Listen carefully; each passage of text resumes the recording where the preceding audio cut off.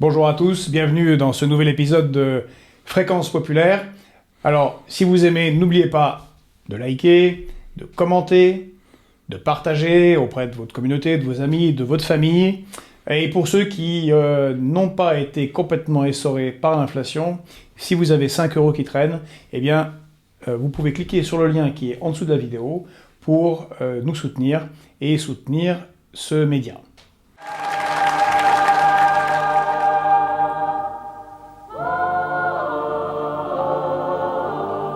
Vous n'avez réclamé la gloire, ni les larmes, ni l'orgue, ni la prière aux agonisants. 11 ans déjà que cela passe vite, 11 ans, vous étiez servis simplement de vos armes. La mort n'éblouit pas les yeux des partisans. Vous aviez vos portraits sur les murs de nos villes, noirs de barbe et de nuit, hirsutes, menaçant, l'affiche qui semblait une tache de sang, parce qu'à prononcer vos noms sont difficiles. Ils cherchaient un effet de peur sur les passants. Nul ne semblait vous voir français de préférence. Les gens allaient pour vous sans yeux le jour durant, mais à l'heure du couvre-feu, des doigts errants avaient écrit sous vos photos « Mort pour la France ». Et les morts le matin en étaient différents. Tout avait la couleur uniforme du givre. À la fin février, pour vos derniers moments. Et c'est alors que l'un de vous dit calmement « Bonheur à tous ». Bonheur à ceux qui vont survivre. Je meurs sans haine en moi pour le peuple allemand. Adieu la peine et le plaisir, adieu les roses, adieu la vie, adieu la lumière et le vent. Marie-toi, sois heureuse et pense à moi souvent, toi qui vas demeurer dans la beauté des choses. Quand tout sera fini plus tard en arrivant. Un grand soleil d'hiver éclaire la colline, que la nature est belle et que le cœur me fend.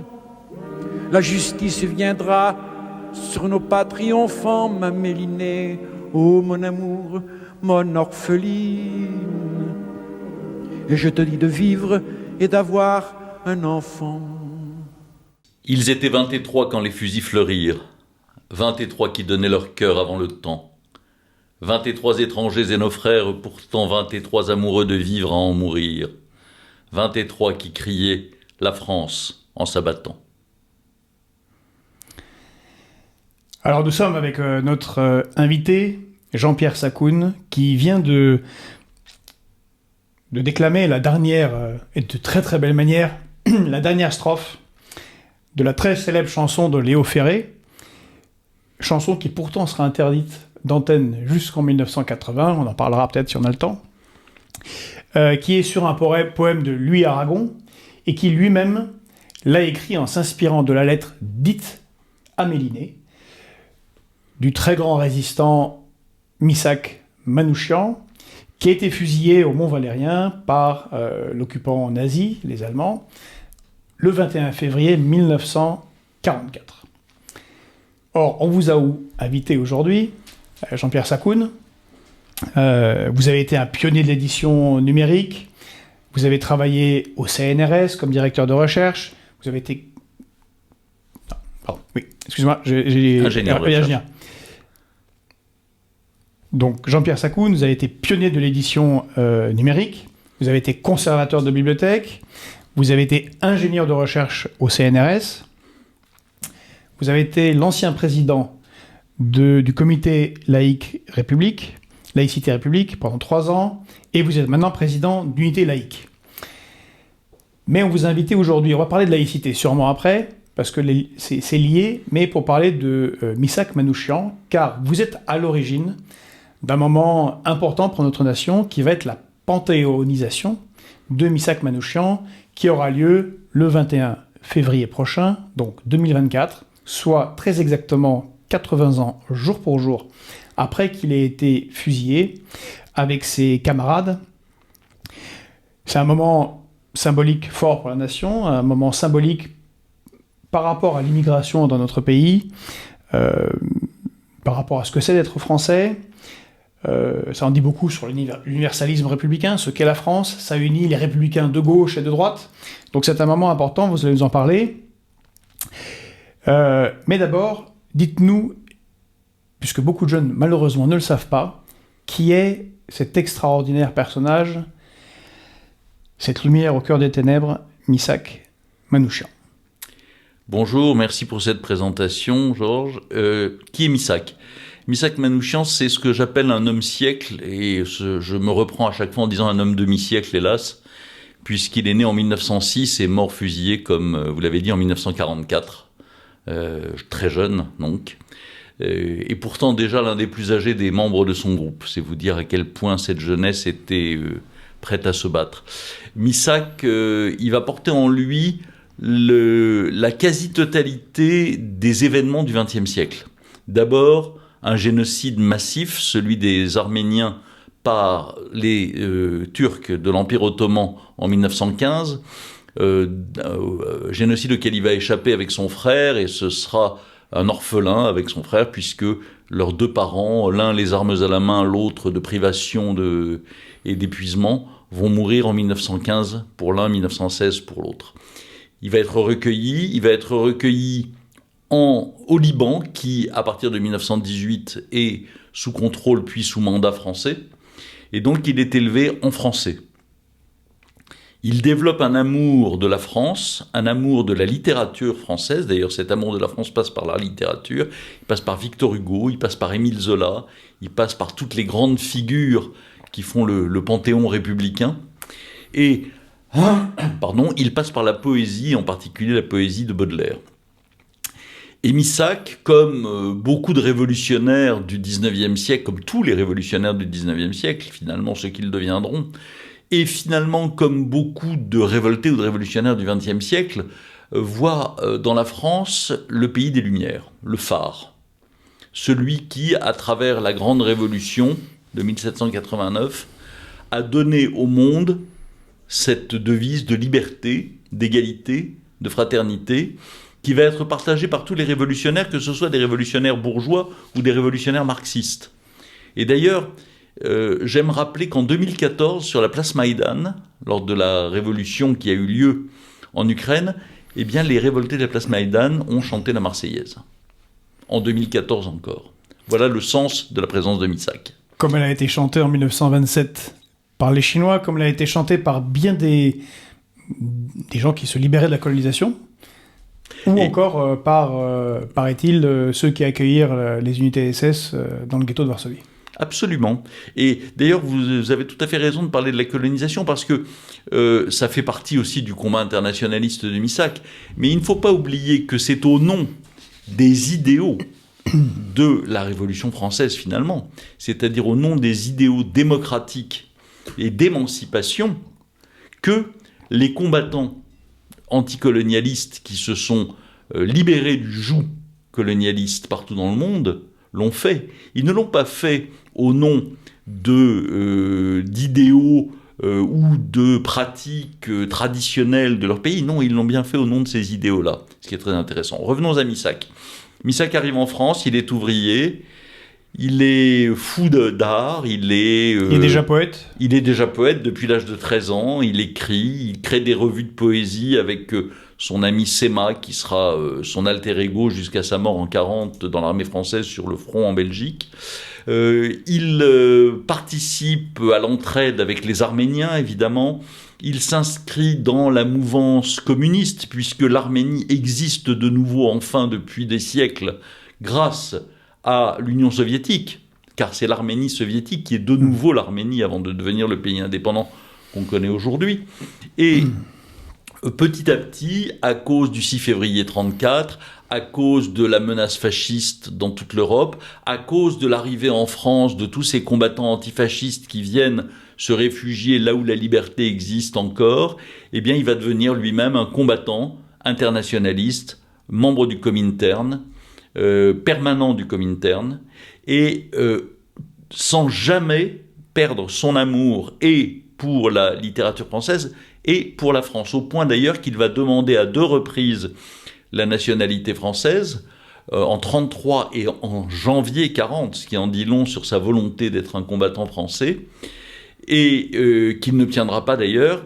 Et il est porteur de ce qu'on appelle un passeport Nansen, c'est-à-dire un passeport d'apatride, quelque chose qui existera jusqu'au lendemain de la Seconde Guerre mondiale, et qui là encore est un marqueur des troubles qui traversent l'Europe et le monde entier pendant la première moitié du XXe siècle. Il rentre dans la résistance dans le cadre de la MOI, la main-d'œuvre immigrée, qui est l'organisation qui regroupe par langue et par pays les immigrés qui se battent au sein des francs-tireurs et partisans, c'est-à-dire de l'armée de l'ombre des communistes. Ce sont les célèbres FTP-MOI. FTP-MOI ou FTP-MOI. Et il devient le chef du dernier détachement encore en mesure de se battre à Paris et en région parisienne à partir de 1943. Il continue jusqu'au bout à mener des actions magnifiques, en particulier l'exécution de Julius Ritter en septembre 1943, qui est le colonel SS chargé du service du travail obligatoire pour la France. Et c'est dans cette fonction de chef des FTP-MOI de la région parisienne qu'il est arrêté avec l'ensemble de son groupe après des mois de filature des brigades spéciales des renseignements généraux de la préfecture de police, qui font un coup de filet massif, le dernier, puisqu'ils en ont déjà fait 2 autres en 1942-1943, avec essentiellement pour le premier les combattants juifs très nombreux, et avec pour le second les combattants roumains. Et il est l'objet d'un procès, enfin d'une mascarade bien entendu, avec ses 22 camarades, 23 camarades d'ailleurs, 23 d'entre eux, dont lui-même, sont condamnés à mort sur 24. Et ils sont exécutés, sauf Olga Bancic, la femme du groupe, qui, elle, sera guillotinée en Allemagne quelques mois plus tard, le 10 mai, à Stuttgart. Ils sont exécutés au Mont Valérien. Et les Allemands s'appuient sur le fait que ce sont des étrangers, des métèques, à qui ils ont fait, pour le moins qu'on puisse dire, une sale gueule, parce qu'ils ont été torturés, par les Français d'ailleurs, pas par les Allemands, parce qu'ils ont été malmenés, qui n'ont évidemment pas pu se raser, ni se coiffer. Derrière vous, on voit en fait l'image de Manouchian avant d'être fusillé. Voilà, exactement. Et vous voyez à ma droite l'affiche rouge, qui va être cette affiche qui fait et partie... le titre du poème d'Aragon. Et alors, en réalité, c'est le titre de la chanson de Ferré. Aragon a donné deux titres successifs à son poème, mais ce ne sont pas ceux-là. Et donc, les Allemands vont se servir de leur gueule de métèque, comme aurait dit un chanteur bien connu, pour inonder les murs des grandes villes de France de ces affiches rouges, pour faire croire à la population que cette armée de libération, c'est l'armée du crime, et que les meurtres, entre guillemets, commis, sont des meurtres commis contre les Français, alors que, en réalité... Et c'est l'étranger, c'est là que FTP et MOI est important. Ce sont des étrangers, Roumains, et ce sont surtout des Juifs, majoritairement des Juifs. Mais des Arméniens, des Italiens, des Allemands, des Roumains, des Hongrois, des Espagnols, il y a tout ce qui reste, finalement, des FTP-MOI qui a été regroupé dans ce dernier détachement capable de se battre. Et, extraordinaire... il va cette opération de propagande, et on sait à quel point les nazis ont inventé la propagande et étaient forts dans ce domaine, cette opération de propagande va échouer lamentablement, parce que, au lieu de faire peur aux Français... Elle va réussir, en fait. Elle va réussir, en négatif. Elle va échouer pour les nazis, parce qu'au lieu de faire peur aux Français... la police, tous les observateurs dans les rues pour voir l'effet de cette campagne vont se rendre compte qu'en réalité, les Français honorent et respectent ces 10 hommes et femmes parmi les 23, s'arrêtent longuement devant les affiches, les regardent, reviennent la nuit mettre des Croix de Lorraine et des V de la Victoire et non pas le V de l'horreur qui est présente à ma droite, écrivent « Mort pour la France »,« Héros ». Et donc la campagne va s'arrêter aussi brutalement qu'elle avait été lancée, parce qu'ils se rendent compte que c'est une catastrophe sur le plan de la propagande pour eux. Après la mort de Missac, la mémoire des étrangers de la résistance, dont il faut se souvenir que dans la résistance intérieure, ils ont représenté 20% du total des résistants, ce qui est absolument énorme.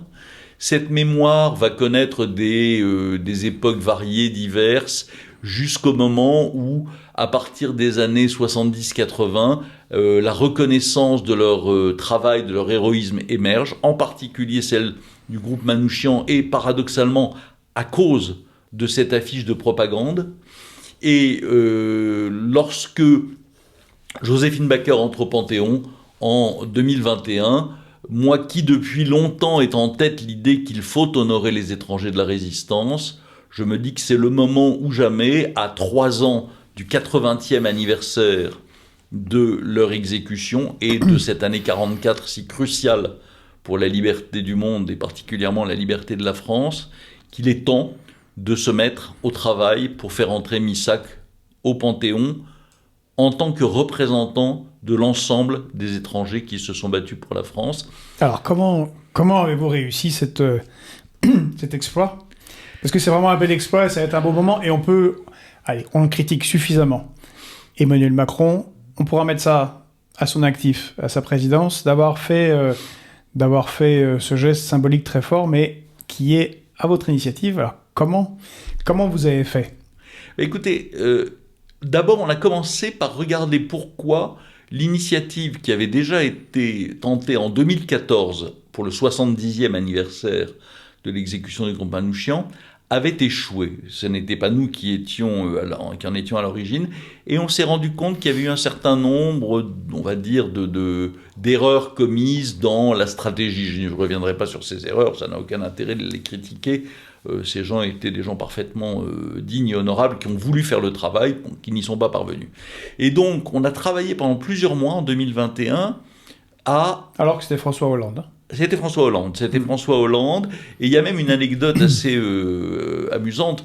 Vous vous souvenez sans doute des 4 portraits des résistants qui sont rentrés en 2015, portraits des Dazibao qui ont été pendus sur le Panthéon, où on voyait donc les figures de Germaine Tillion, Geneviève Antonios de Gaulle, Jean Zay et Pierre Brossolette.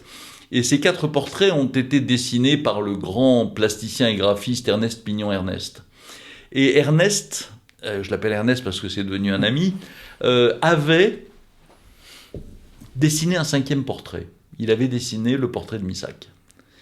Parce qu'il espérait que Missac Manouchian entrerait au Panthéon. Et il l'avait glissé dans le portfolio qu'il a montré au président de la République, en espérant qu'il y aurait une réaction. Il n'y en a pas eu. Et lorsque nous avons lancé notre initiative, on a demandé à Ernest Pignon-Ernest s'il nous autorisait à nous servir de ce portrait pour soutenir notre campagne, ce qui nous a autorisé à faire très généreusement. Et donc toute notre campagne a été portée par le portrait de Manouchian dessiné par Ernest Pignon-Ernest. Alors, on l'a pas ici. On a les anciennes photos. Vous pouvez le trouver sur notre site, manouchianopanthéon.org. Et puis je pense qu'elle sera au moment de la cérémonie. En tout cas, elle est dans plusieurs livres. Parce qu'il y a plusieurs livres qui sont sortis. Là, vous voyez à l'écran une bande dessinée que je conseille à tout le monde, qui est très très bien faite, parce qu'en plus à la fin il y a un dossier très bien réalisé, en plus d'une excellente bande dessinée, donc sur le résistant étranger est mort pour la France, qui entre au Panthéon, et dont vous avez fait la préface. Mais il y a plusieurs livres qui sont sortis. Oui, alors pour en finir très rapidement avec le processus, c'est un processus de construction d'un dossier solide, de construction d'un comité pour l'initiative, comité très rassemblé, mais avec des personnalités qui sont cruciales pour l'avancement du projet. Un grand historien comme Denis Péchanski pour s'assurer de la validité et de la scientificité de nos présentations. La famille, bien sûr, représentée par la petite nièce de Missac et Méliné, Katia Guéragossian, et puis des politiques de droite et de gauche, comme le maire de Valence, qui est l'une des petites Arménies de la vallée du Rhône, ou comme le sénateur Pierre Ouzoulia, sénateur communiste, petit-fils d'Albert Ouzoulia, l'un des grands résistants dirigeants des FTP. Et à partir de là, nous avons élargi nos comités à des figures, à des organisations, à des associations, à des collectivités territoriales comme des régions, et en faisant attention en permanence à nous assurer que toute la nation était représentée sur le plan politique. Parce que Missak Manouchian, qui rentre au Panthéon, comme l'a dit Pierre Ouzoulias lors d'un colloque que nous avons organisé et qui a joué un rôle très important dans cette entrée au Panthéon en février 2023, ça n'est pas un communiste qui rentre au Panthéon, c'est le représentant des étrangers qui se sont battus pour la France. Et donc effectivement, l'une des actions que nous avons menées, que j'ai menées personnellement, a été de convaincre un certain nombre d'éditeurs de préparer des ouvrages sur Missak Manouchian. Et aujourd'hui, il va y avoir beaucoup de livres, de BD qui vont sortir sur Missak au moment de la panthéonisation, dans quelques semaines, mais je peux dire que nous sommes soit à l'origine, soit en collaboration, impliqués dans la sortie de 5 ou 6 ouvrages importants. D'abord, une biographie de Missak Manouchian, parce qu'aussi incroyable que ça puisse paraître, il n'y en avait pas. Il y avait une biographie romancée magnifique de l'auteur de polar, essentiellement connu pour ça, Didier Deninx, qui s'appelle Missak, qui est sorti en 2009, mais qui était, encore une fois, une biographie, un peu ce que j'appelle une biographie rêvée, mais qui était magnifique. Et puis, c'est à peu près tout. Et les mémoires de Méliné. Alors aujourd'hui, nous avons été à l'origine de la publication d'un magnifique album chez Textuel, réalisé par 3 grands historiens, Denis Péchanski, dont j'ai déjà parlé, Claire Mouradian et une jeune historienne, Astrid Gatamian, sur le parcours des Manouchians, dans lequel les remerciements à Unité laïque sont présents en introduction et en conclusion. Dans la biographie dont j'ai parlé, qui s'appelle Manouchian, aux éditions de l'Archipel, écrite par Gérard Streff, j'ai écrit une longue postface dans laquelle je décris justement le processus de panthéonisation. Cette BD, ce roman graphique sur Manouchian, là encore dont le scénario est écrit par Didier Deninx, et les dessins par Mako. Il y a une 3e personne fondamentale, c'est la coloriste qui a fait un travail absolument magnifique. Un dossier écrit par Denis Péchanski, un dossier iconographique réuni à la fin de l'ouvrage, et j'ai écrit la préface de cette BD. Enfin, les mémoires de Méliné, rééditées avec une préface de Katia Guéragossian, sa petite nièce, et un disque, un 33 tours 25 cm, un vinyle publié chez Universal, qui sur une face porte l'affiche rouge chantée par Léo Ferré, et sur l'autre face la dernière version, puisque cette chanson a été reprise sans cesse, l'affiche rouge chantée par le groupe Feu Chatterton, et dont je suis heureux d'avoir écrit le texte qui se trouve sur la jaquette. Un dernier document que je cite, auquel nous n'avons pas participé, mais qui est une formidable initiative, c'est la publication enfin de l'ensemble de la poésie de Missak Manouchian en version bilingue chez Point Seuil, la BD étant publiée aux Arènes. D'ailleurs, dans sa lettre à Méliné, il avait écrit « Avec l'aide des amis qui voudront bien m'honorer, tu feras éditer mes poèmes et mes écrits qui valent d'être lus. » Donc, absolument. C'est fait. Voilà, c'est fait. Et il y a quelque chose que vous m'avez dit hier, qui est assez marquant, c'est que quand on fait rentrer quelqu'un en Panthéon, il est peut-être encore plus ausculté que quelqu'un qui veut être candidat à la présidentielle, et donc on vérifie tous les aspects de sa vie, et ce que vous m'avez dit, c'est que Missak Manouchian n'a pas une tâche sur sa vie, et une forme de saint. Il a tout le temps été... Alors, je ne veux pas utiliser ce terme pour les raisons qui nous sont communes, mais c'est un être sans tâche. C'est-à-dire que... c'est un homme bon. C'est un homme bon. Carlos Cagatos, beau et bon. Et c'est un homme qui, toute sa vie, a fait les bons choix. Et toute sa vie, s'est tenu à ses idéaux.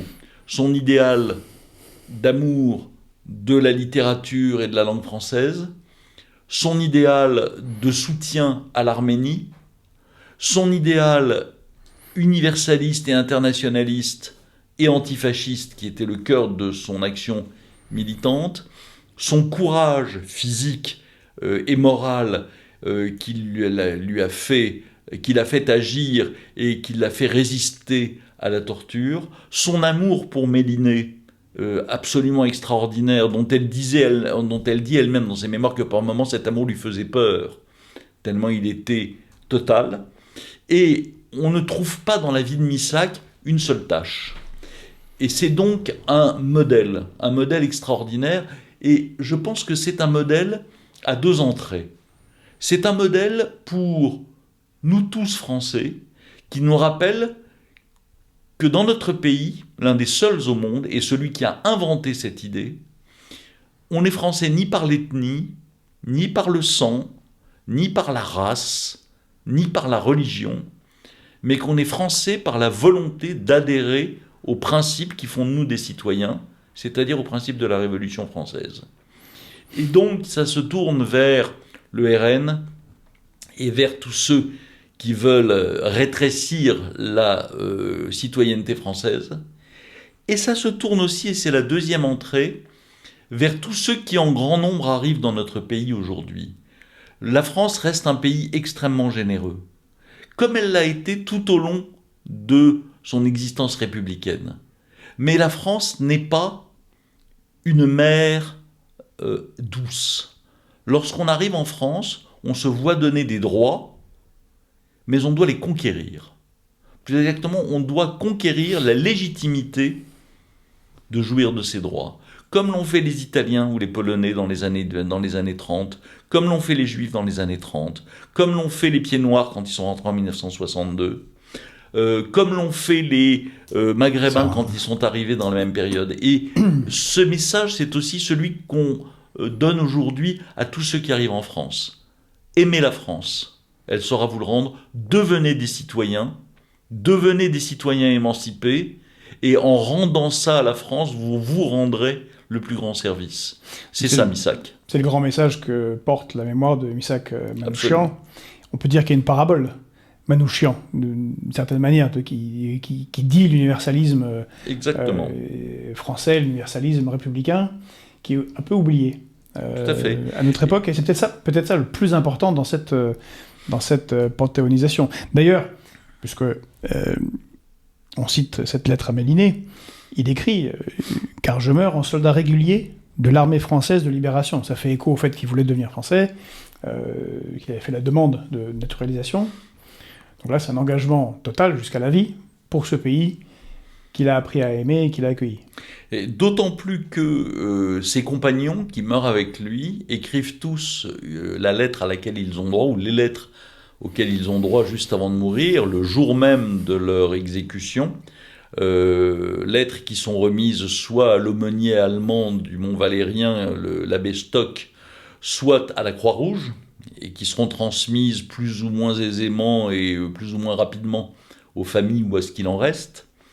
Et 15 de ces 22 fusillés, la plupart, encore une fois, venant de tous les pays d'Europe, vont écrire dans leurs lettres, d'une manière ou d'une autre, « Je meurs pour la France ».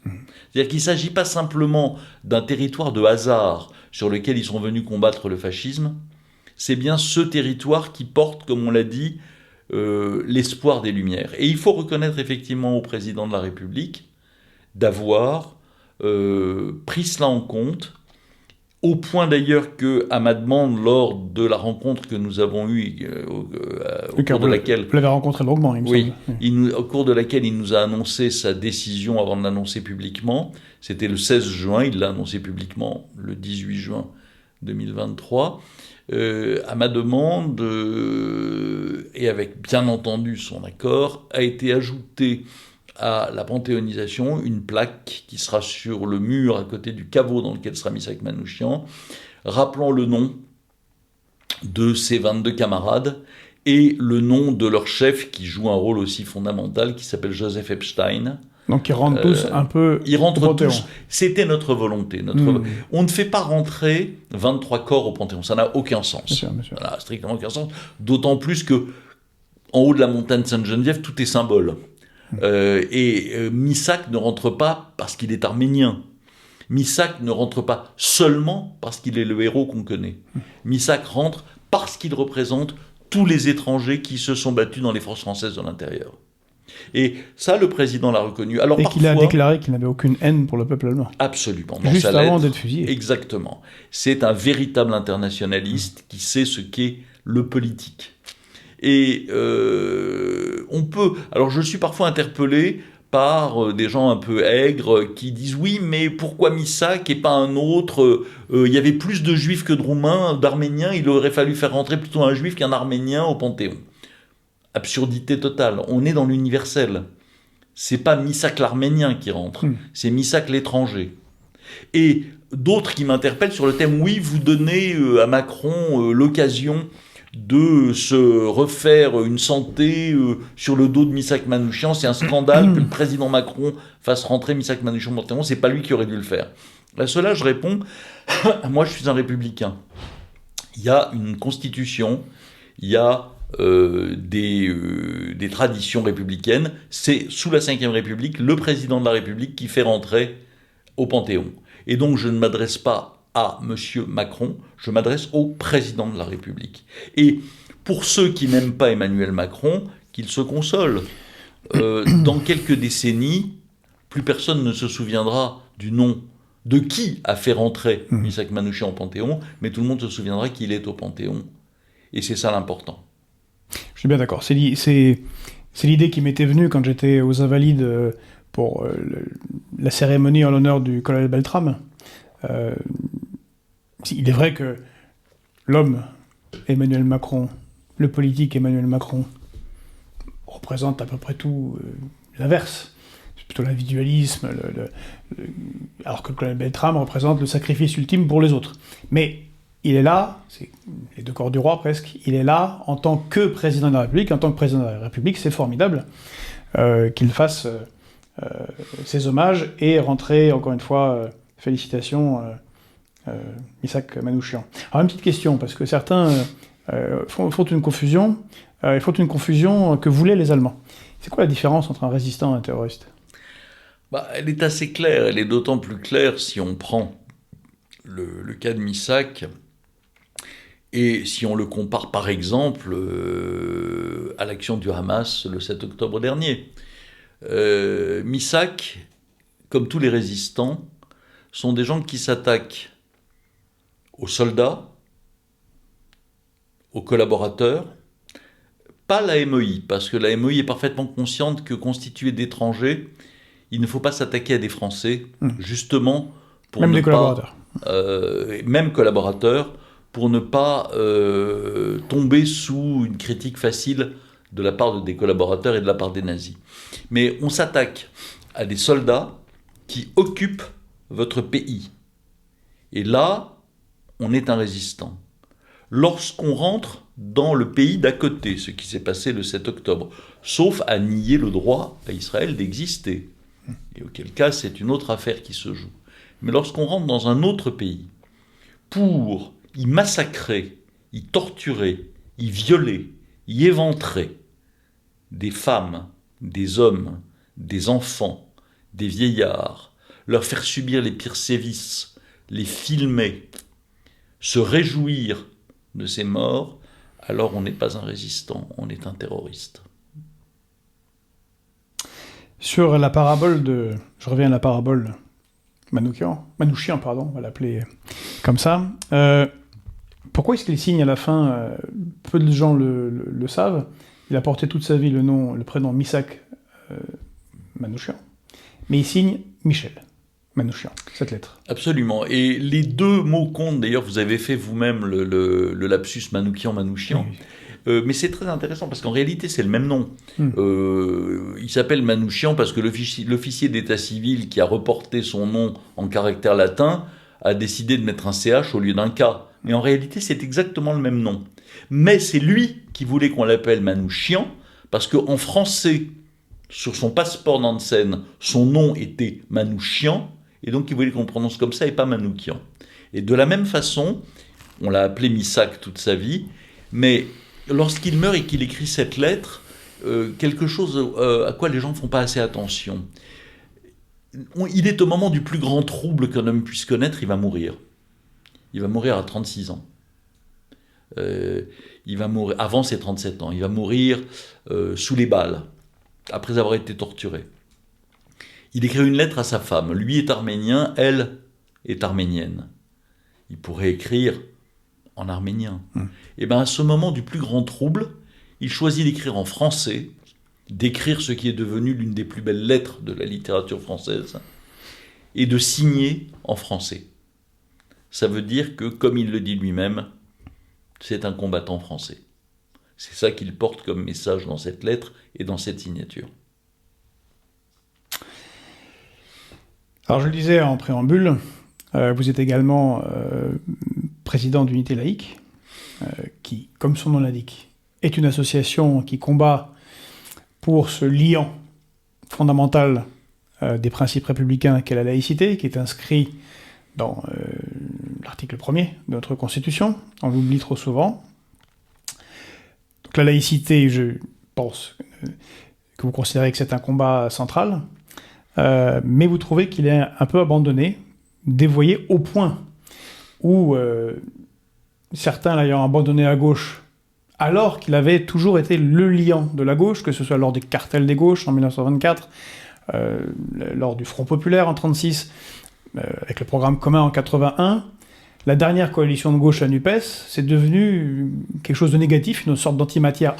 Pas tous, évidemment. Certains, évidemment, le concert, je pense par exemple à M. Gage, le député qui est aussi socialiste, il fait partie de cette coalition, mais globalement, c'est mal vu. Certains y voient même quelque chose quasiment de droite, d'extrême droite. Et résultat des courses, c'est un peu abandonné, jeté dans le caniveau, et ça a été repris comme avant le drapeau, la Marseillaise, le concept de nation qui est né de la Révolution française, a été repris par l'extrême droite. Quelle tragédie. Vous voulez que ça redevienne quelque chose qui est au cœur de la politique en France. Oui, et je vais même vous rappeler que la devise de notre association, puisque vous avez parlé de l'article 1er de la Constitution, c'est « pour une république indivisible, laïque, démocratique et sociale ». Et ces 4 termes sont ceux qui constituent la première phrase de la Constitution de 58, sous laquelle nous vivons, et avant elle, de la Constitution de 46, celle de la 4e République. Et vous avez cité dans la suite, et on aurait pu commencer plus tôt qu'avec le cartel en 1924, toutes les situations dans lesquelles la gauche s'est unie pour construire la République, et s'est unie toujours autour des valeurs qui sont portées par ces 4 termes, en particulier le terme de laïcité, et le 5e terme qui est le mot République. Et finalement, vous avez peut-être oublié celui qui est le plus central, c'est celui du Conseil national de la résistance. Bien sûr. Parce que... Mais il n'y avait pas que des gens de gauche. Il n'y avait pas que des gens de gauche, mais il y avait une influence très forte de cet idéal de la République indivisible, laïque, démocratique et sociale. Et c'est grâce aux Jours heureux, le programme de ce Conseil, que nous avons construit la France que nous voulons conserver, même que nous voulons développer, qui est la France des services publics, la France de l'égalité. Telle qu'elle est, telle qu'elle n'est plus. Telle qu'elle n'est presque trop, plus.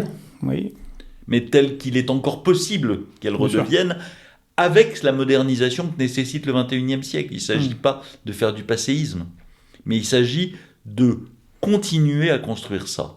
Et unité laïque, on aurait pu s'appeler unité républicaine, mais on a choisi le mot laïque parce que pour nous, il est crucial dans cet ensemble de 5 mots, République indivisible, laïque, démocratique, sociale, parce que c'est celui qui fait le plus État, qui manifeste le plus la spécificité du parcours et du choix français en matière d'émancipation. Et donc, nous nous battons pour ça, et nous nous battons surtout pour que tous les Français se souviennent qu'ils viennent de la droite bourgeoise ou qu'ils viennent de la gauche socialiste, qu'ils se rattachent au libéralisme ou qu'ils se rattachent à des formes étatiques de propriété des biens de production, pour reprendre des phrases bien connues, eh bien, ce qui les fait français, c'est la République laïque. Et évidemment, quel crève-cœur de voir des termes aussi puissamment émancipateurs que celui de nation, que celui de patrie, que la Marseillaise dont nous avons parlé au début de cet entretien, que le drapeau français qui a été celui de toutes les révolutions, que, bien entendu, le mot d'assimilation, que plus personne aujourd'hui n'ose prononcer, de peur de passer pour un infâme, non pas réactionnaire, mais quasiment un fasciste. Oui, c'est le terme. Alors que c'est celui qui nous permet de construire un peuple, et un peuple émancipé, et un peuple libre, qui nous permet, nous, Français. Dans notre mouvement République souveraine, on est considéré par certains de gauche, quasiment, effectivement, comme des fascistes, parce qu'on parle d'assimilation républicaine, laïque, de Manouchian. Les bras en tombent. Mais parfois, c'est très violent. On se fait même il y a des agressions. Mais je le sais. Et le communautarisme, peut-être ça va vous faire rebondir sur ce que vous dites, le communautarisme anglo-saxon, qui n'est pas du tout notre modèle, triomphe au point même où des associations comme la Ligue des droits de l'homme ou la Ligue de l'enseignement ont basculé, presque. Voire complètement. Et c'est très étonnant comme mouvement. C'est un mouvement qui est dû à un ensemble de raisons qu'on connaît bien. Et pour aller à grands traits, il y a d'une part la domination culturelle américaine qui s'est construite sur la puissance économique des États-Unis, sur le plan Marshall et ses suites depuis l'après-guerre, sur la construction d'une Allemagne extrêmement puissante sur ses bases, etc. Il y a d'autre part les fondements de l'Union européenne. La construction européenne s'est faite à partir des idéaux et de la volonté des démocrates chrétiens d'après-guerre. Or, les démocrates chrétiens d'après-guerre n'avaient pas grand-chose à envier aux islamistes d'aujourd'hui en matière de refus des nations et de remplacement des nations par la communauté des croyants que les islamistes appellent l'Oumma. On parle de la même chose. Or, le cœur de l'émancipation, et qui a fonctionné de manière tellement extraordinaire dans le modèle français, c'est bien la nation. Et qui plus est dans un pays comme le nôtre, qui a une histoire très particulière, dans laquelle ça n'est pas la démocratie qui a construit l'État, mais dans laquelle c'est l'État qui a construit la démocratie. C'est l'État qui nous porte depuis 1000 ans, presque. Et donc, la perte de ces repères, la puissance idéologique nord-européenne, la puissance économique de l'Allemagne, la puissance idéologique américaine, nous ont petit à petit fait reculer, d'autant plus que, d'une manière tout à fait évidente, l'idéologie dominante, pour reprendre les paroles du vieux Karl, étant l'idéologie de la classe dominante, elle a été portée même par les élites françaises, et on le voit très bien aujourd'hui, où les élites politiques, les élites économiques portent ce modèle, le modèle des nowhere contre celui des somewhere, des anywhere contre les somewhere, c'est-à-dire ceux qui sont effectivement hors sol, au sens le plus propre du terme. Et donc, on voit bien dans toutes les enquêtes, dans tous les sondages, que les Français restent massivement, profondément laïcs et républicains. Mais aujourd'hui, il n'y a plus de porte-parole audible. Il y a des partis comme le vôtre, mais il n'y a plus de mouvement de masse. Et nous disons, le mouvement de masse qui doit se créer n'est pas un parti politique, c'est un mouvement associatif qui doit irriguer l'ensemble des partis politiques. Et pour ça, il faut que ce mouvement soit massif. Il faut qu'on redevienne ce qu'a pu être, avant ces évolutions, la Ligue des droits de l'homme dans les années 30, quand il y avait 150 à 200 000 membres à la Ligue des droits de l'homme. Il faut que nous ayons les moyens financiers, les moyens idéologiques de porter nos idéaux. Et pour ça, il faut que les Français nous rejoignent massivement. S'ils veulent que nous puissions développer encore cette émancipation qui est le cœur de notre originalité, il faut passer par là. Et je leur dirai deux choses. La première, c'est en m'appuyant sur les mots d'un philosophe qui n'est pas vraiment ma tasse de thé, qui est Paul Ricoeur. Paul Ricoeur a dit cette chose, chaque pays a droit à la continuité de son histoire. Chaque nation a droit à la continuité de son histoire. La continuité de notre histoire, c'est celle-là. C'est celle de l'émancipation républicaine. Et deuxième élément, je l'ai oublié, donc j'y reviendrai plus tard. Non, c'est très important ce que vous dites. D'ailleurs, ceux que ça intéresse, je vous invite à aller sur le site d'Unité laïque, lire, consulter, éventuellement Absolument. adhérer, venir à des réunions. Je pense également que c'est extrêmement important et que chez nous, c'est un de nos 4 piliers. Donc, Il faut... Et je pense que c'est un combat très important dans le cadre des élections, pas seulement, mais les prochaines, c'est les élections européennes. Parce qu'on a malheureusement une Union européenne qui est très très largement dominée par le modèle anglo-saxon et qui laisse la porte ouverte au communautarisme et à tout ce qui n'est pas laïque et qui pervertit de facto la France. Et c'est important ce que vous dites pour les plus jeunes de nos auditeurs qui subissent un effet ciseau. En même temps, une réduction des cours d'histoire, d'éducation civique, d'apprentissage des principes républicains à l'école républicaine, chose qu'on critique suffisamment, et en même temps, comme dirait l'autre, en même temps, c'est la génération qui subissent le plus la modernité, avec les réseaux sociaux, les écrans, énormément de séries. Pour la plupart d'entre elles sont produites par les Américains, ils ont bien le droit, donc c'est des représentations du monde, mais même médiévales ou fantasmées, qui sont sous leur angle de vue, qui est aussi très bien pour eux, mais qui fait que certains jeunes, par naïveté et bonne foi, réellement bonne foi, pensent, par exemple, protéger les musulmans, car ils seraient menacés en tant que musulmans en France, et que la laïcité est une arme tournée contre eux, alors que, ne connaissant pas assez l'histoire de France, ils ne se rendent pas compte que c'est plutôt la laïcité qui protège, car elle permet à chacun d'avoir son culte. Car si on ouvre la porte au communautarisme, bon, on ne le voit pas ici à l'écran, mais on a plusieurs portraits de grands dirigeants de la France. On a Richelieu, qui est un des grands constructeurs de l'État, qui malheureusement a dû faire le siège de La Rochelle, qui est un massacre.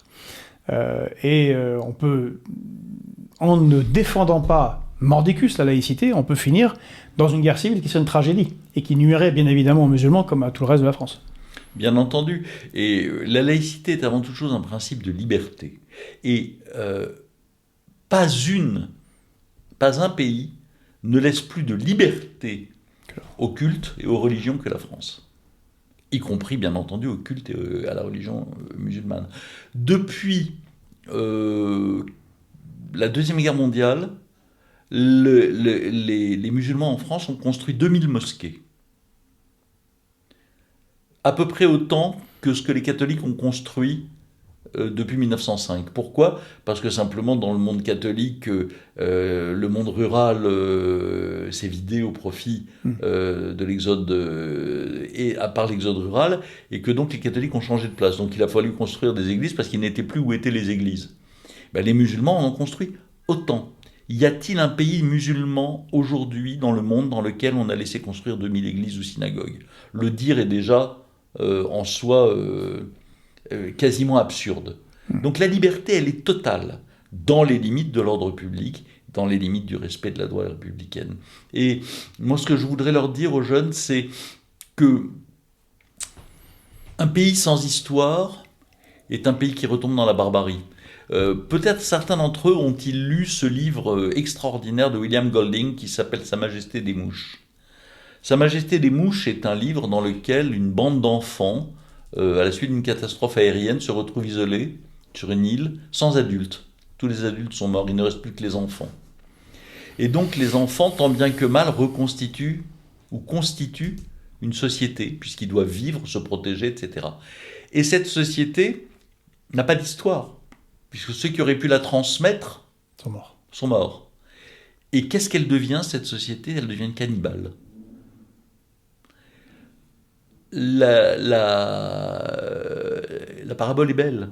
N'oublions pas notre histoire, surtout quand cette histoire est celle de la France. Et comme je le disais au début, quand cette histoire ne peut pas, ni de près ni de loin, se rétrécir à une vision postcoloniale dans laquelle la France serait le chaudron de l'enfer qui n'a fait qu'opprimer. La France a fait bien d'autres choses, entre autres, comme je le disais au début, donner à ceux qui se sont libérés du joug colonial les idéaux qui leur ont permis de se libérer de ce joug. Alors en parlant d'histoire, vous êtes proche de Mickaël Paty, et vous œuvrez, entre autres avec Unité laïque, à honorer la mémoire de Samuel Paty. Qu'est-ce que vous pouvez nous en dire ? Qu'est-ce que ça porte? Parce que, d'une certaine manière, lui, malheureusement, malencontreusement, s'est retrouvé être un symbole de l'universalisme français. Bien, Samuel Paty, c'est évidemment un symbole. C'est le symbole de la liberté d'expression, de la liberté de conscience et au sens strict de l'émancipation, c'est-à-dire de la construction du citoyen libre. Dans notre pays, l'école joue un rôle central. Comme disait Ferdinand Buisson, le premier devoir de la République, c'est de fabriquer des républicains. Et bien, les républicains, ils se fabriquent à l'école publique. Pourquoi ? Parce que nous sommes un pays dans lequel nous avons une particularité incroyable. La souveraineté n'est pas représentée de droit divin par un roi, un empereur, un prince, comme aux Pays-Bas, comme au Danemark, comme en Angleterre, comme c'était le cas en Allemagne et en Italie avant que la défaite de ces deux pays ne les force finalement à choisir un autre mode d'organisation, comme en Espagne.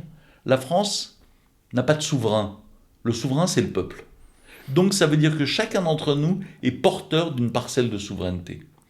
Et ça s'apprend. La souveraineté, c'est pas naturel. La souveraineté, c'est le souverain incarné. Nous, non. Alors ça s'apprend. Ça s'appelle apprendre à devenir un citoyen. C'est-à-dire apprendre à être capable, à un moment, au moment où on est dans le politique, de dépasser ses préoccupations personnelles pour s'occuper de l'intérêt général, de l'intérêt public. Et ça, c'est l'école de la République qui nous permet de le faire. Pas avec des cours de laïcité. Ce qui, à mon avis, n'a pas plus de sens que les fameux cours de culture générale. La culture générale, ça se construit toute une vie, c'est pas un cours. La laïcité, c'est pas un cours. La laïcité, c'est l'apprentissage rationnel de matières scientifiques, que ce soit des sciences exactes, des sciences appliquées ou des sciences humaines, avec des éléments prouvables qui petit à petit permettent de structurer l'esprit, de construire un sens critique qui ne soit pas un sens hyper critique destiné simplement à tout critiquer sans aucune justification, mais bien à prendre la distance suffisante que le citoyen doit avoir par rapport à ce qu'on lui raconte. Et cette école-là, elle est hélas en train de s'affaiblir, de s'affaisser depuis 40 ans. Et elle a résisté, mais elle a de plus en plus de mal à résister. Et Samuel Paty, c'est ça. Et donc, notre initiative que nous menons avec la sœur de Samuel, Michael, consiste à demander à tous les élus de France, les maires, les présidents de conseils régionaux, les présidents de conseils généraux, de nommer une rue, un lieu ou un établissement de préférence destiné à la jeunesse, établissement scolaire ou autre, gymnase, du nom de Samuel Paty, parce que si la commémoration et le souvenir ne sont pas suffisants, ils sont la base sur laquelle on peut appuyer notre combat laïque et républicain. Et c'est comme ça que le vit aussi Michael Paty. Nous avons obtenu le soutien du président de l'Association des maires de France, David Lisnard, qui d'ailleurs le 29 janvier va inaugurer un parvis Samuel Paty devant le lycée de Cannes.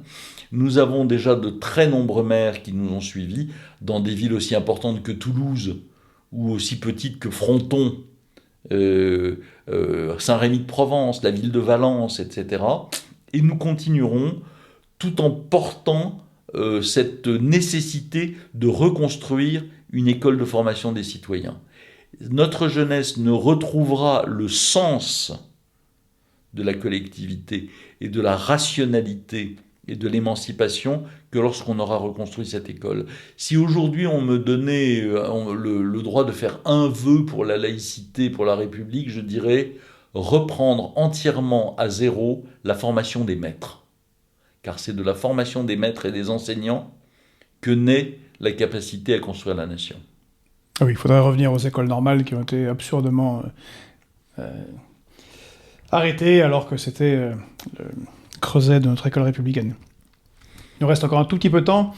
Justement, peut-être ça fait écho au problème de situation difficile dans laquelle est l'école républicaine. On a noté ces derniers temps, accéléré après les événements du 7 octobre et de la réponse d'Israël, un accroissement de l'antisémitisme en France, mais qui est antérieur à la guerre actuelle.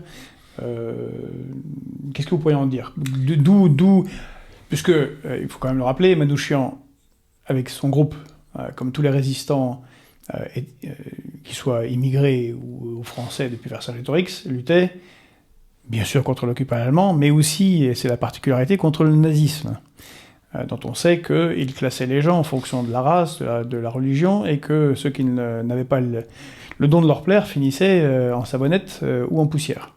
Donc comment ça se fait qu'on a ce retour de l'antisémitisme ?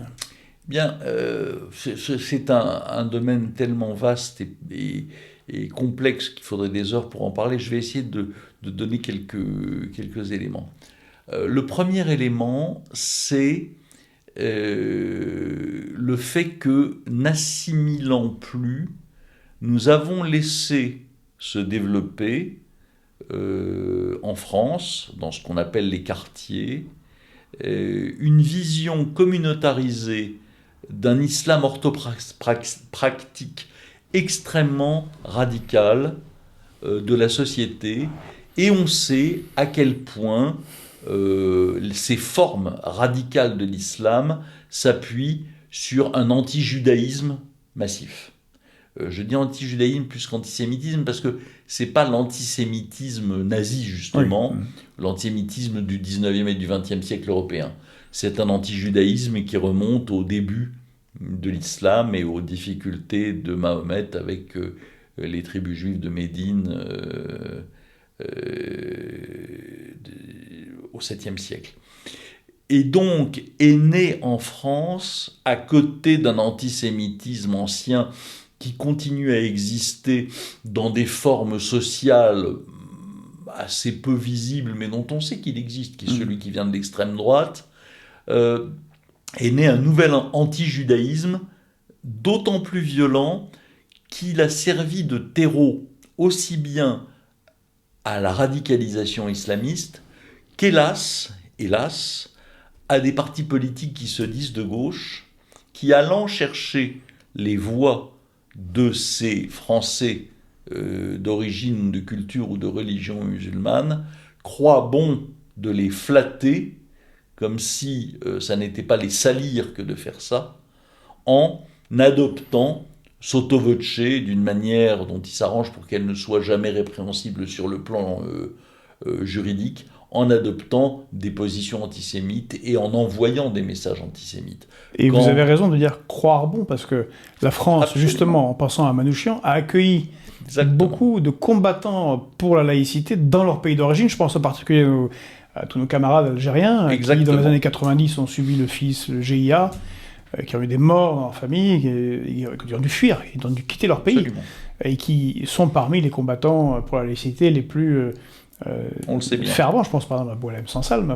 Lui, il est toujours en Algérie, et courageusement, mais il y en a tellement ici. Et dont on évite d'ailleurs à donner les noms parce qu'on les mettrait en danger. Oui, bien sûr, évidemment. Absolument inimaginable. Et donc il y a ce premier élément. Boualem Sansal est déjà largement en danger, menacé. Lui, on peut donner son nom parce que il est déjà il l'est déjà. Et puis il y a aussi le fait que toujours dans la même mécanique, ces partis ont donné comme horizon de lutte aux jeunes Français de culture ou d'origine musulmane, non pas l'émancipation, mais la Palestine comme une sorte d'idée romantique. Quand on voit sur les frontons de certaines mairies des calicots de 10 mètres sur 4 appelant à la libération de tel ou tel prisonnier palestinien dans nos banlieues, qu'est-ce qu'on fait en faisant ça ? Qu'est-ce qu'on fait ? Ces jeunes d'origine maghrébine, parfois de 2e, 3e ou 4e génération, ont-ils de la famille en Palestine ? Aucun. Quel lien fait-on pour les pousser dans cette voie, sinon le lien racial et religieux ? Et donc ça, c'est une catastrophe. C'est une catastrophe. D'autre part... En fait, on pourrait le faire si on faisait en même temps les prisonniers politiques en RDC, Exactement. voire Julian Assange, puisque en fait c'est un prisonnier politique. Et d'autre ou part... en Russie ou n'importe quel pays, en fait. Il y a un vieux fond d'antisémitisme dont on parlait avant. Et ce vieux fond d'antisémitisme ne supporte le juif que victime. On s'apitoie sur le sort des juifs morts. Encore que depuis le 7 octobre, on peut se demander si c'est vraiment le cas. Mais que les juifs puissent se défendre, qu'ils puissent faire la guerre, qu'ils puissent être vainqueurs, est quelque chose qui, d'une certaine manière, est étranger à l'histoire mentale de l'Europe. Et le 7 octobre est quelque chose de très intéressant parce qu'il ne s'inscrit pas dans la lignée des événements des guerres israélo-arabes depuis 1947. Il s'inscrit dans la lignée des pogroms européens depuis le 19e siècle. Et il faut bien comprendre aujourd'hui que tous les Français, parlons des Français, mais c'est vrai aussi pour les autres nationalités, de culture ou de religion juive, comprennent ça. Ils savent parfaitement que le 7 octobre n'est pas un élément de la guerre israélo-palestinienne, c'est un élément de la destruction des Juifs. Les gens sensés le comprennent. Les islamistes le comprennent pour s'en réjouir. Les islamo-gauchistes font semblant de ne pas le comprendre. Et on ne comprend rien à la violence et à la radicalité de la réponse israélienne au 7 octobre si on ne comprend pas ça. Israël est le pays qui a été créé pour que les pogroms ne se reproduisent pas. Un pogrom sur le sol d'Israël est la négation absolue de l'existence de ce pays. Et ce qui s'est produit est un traumatisme total pour les Israéliens. Parce que c'est le retour du cauchemar. Et ne pas le comprendre, nier que le 7 octobre est d'une nature qui n'a rien à voir avec une guerre, mais qu'il s'agit bien d'un massacre d'innocents, de femmes éventrées, de fœtus dont on coupe les têtes devant leurs mères éventrées encore en vie. Ne pas comprendre que ça n'est pas la guerre, mais c'est la volonté de détruire un peuple et aller traîner en justice Israël à La Haye, sous prétexte de génocide, alors que le génocide a eu lieu sous nos yeux le 7 octobre, c'est effectivement participer à la haine du juif et à ce qui est en train de se produire dans le monde entier, dans toute l'Europe. C'est très grave. Et aussi Netanyahou devra en payer les prix parce qu'il a joué avec le feu Espérons-le. On ne se rend pas compte, mais il y a quand même énormément d'Israéliens qui portent une responsabilité majeure. Sur le développement du Hamas et sur le développement du Hamas, j'en suis moins sûr, mais en tout cas sur le fait d'avoir conduit son peuple dans l'impasse, d'avoir donné la parole à cette extrême droite religieuse radicale qui veut fondamentalement changer la nature d'Israël. Oui. Mais souvenons-nous que, à la différence des autres pays dans lesquels ce genre de phénomènes populistes se produisent, avant cette guerre, pendant je ne sais combien de mois, il y avait des centaines de milliers d'Israéliens dans les rues tous les week-ends pour combattre Netanyahou. Qu'on le veuille ou non, ce pays est une démocratie. Et ça, c'est la seule dans le quartier, si j'ose dire. Et ça, c'est majeur. Mais effectivement, espérons de tout cœur, je le crois pour avoir parlé avec pas mal d'Israéliens ces derniers mois, espérons de tout cœur qu'à un moment ou à un autre, dans le processus en cours, Netanyahou et sa clique seront balayés. Il le faut, pour l'avenir même de ce pays. Bien, écoutez, on va terminer ici ce formidable entretien. Vous avez parlé de démocratie, Manouchian et tous ceux qui ont résisté contre l'horreur nazie, ont combattu pour la démocratie, plus généralement la liberté, et en France, l'idéal républicain qui va s'incarner dans le CNR. Merci pour ce témoignage, toutes ces explications. Je pense que c'est fondamental. C'est un moment d'éducation populaire qu'on a vécu là. Merci pour ça. Et puis je donne rendez-vous à tout le monde. Écoutez, le 21 février, où que vous soyez, si possible, en allant au Panthéon. Il doit y avoir un espace public, j'imagine, qui sera prévu pour assister à ce moment important, je crois, pour la nation, pour l'unité de notre pays. En attendant ce jour-là, si vous êtes arrivé jusque-là, eh bien, c'est que ça vous a plu. Je vous rappelle de liker cette vidéo, de la partager. Elle est importante, je crois, en particulier auprès des jeunes. De commenter, si vous avez des commentaires, c'est assez important pour nous également. Et puis, si vous en avez la possibilité, eh bien de faire un don, petit don, pour que nous puissions continuer ce travail-là. Je vous remercie, Jean-Pierre Sakoun. Merci à vous et à bientôt. Continuons le combat. Ils étaient 23 quand les fusils fleurirent. 23 qui donnaient leur cœur avant le temps. 23 étrangers et nos frères pourtant.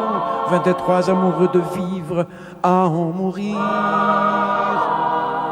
23 qui criaient la France en s'abattant.